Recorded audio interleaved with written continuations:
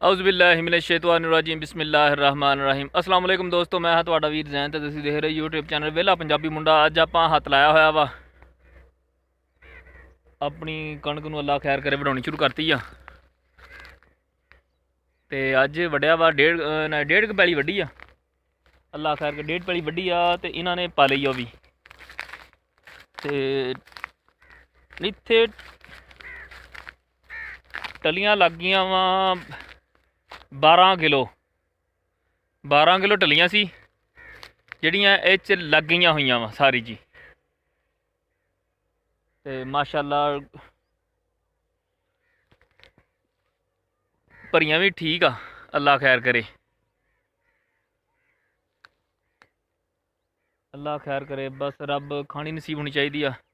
जेह्ड़े मेरे दोस्त मेरे चैनल ते नवे, साडे चैनल सबसक्राइब करो, साडी वीडियो नूं लाइक करो, शेयर करो। इदां ही अपना प्यार बनाई रखो दोस्तों, हमेशा खुश रहो ते हसदे रहो ते वसदे रहो ते दुआवां च याद रखा करो। अजमल ओए कमलिया तीले बहुत छड्डे बिच।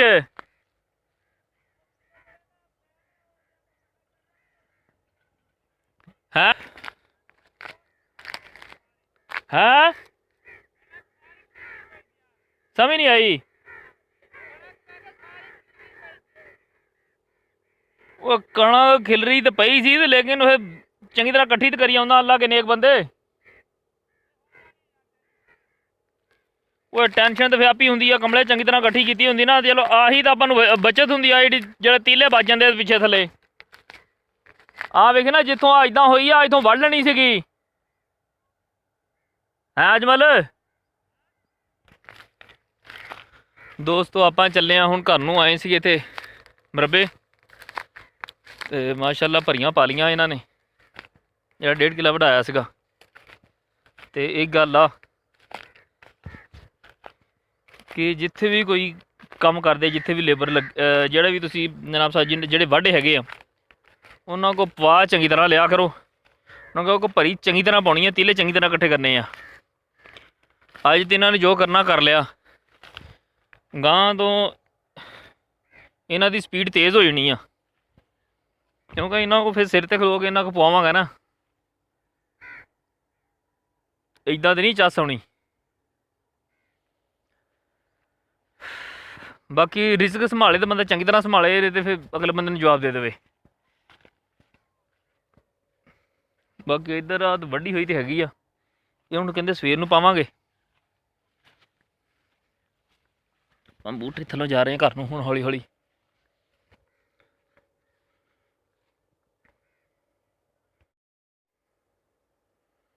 देखो जी डिगी हुई आ, पहले सवेर नूं फस्ट टाइम ये पाउणगे सारी, ये पा के ते फिर इह ट्रैक्टर वाड़ांगे।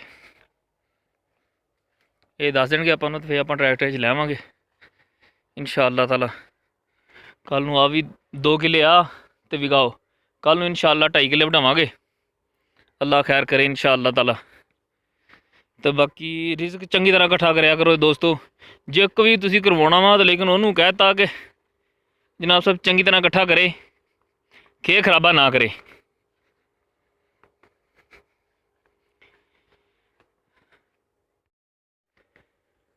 इस करके कहांगा कि ख्याल रखो अपना भी, ते सारे दोस्त अपना अपना ख्याल रखा करो बहुत ज़्यादा। तो आ जो कम करवाने होने तो रिस्क चंगी तरह इकट्ठा करा लिया अपना। जेह्ड़े मेरे दोस्त मेरे चैनल ते नवे आ, साढ़े चैनल सबसक्राइब करो, साड़ी वीडियो नूं लाइक करो, शेयर करो, तो अपना बहुत ज़्यादा ख्याल रखो। ओके जी, अल्लाह हाफिज़, फी अमान अल्लाह।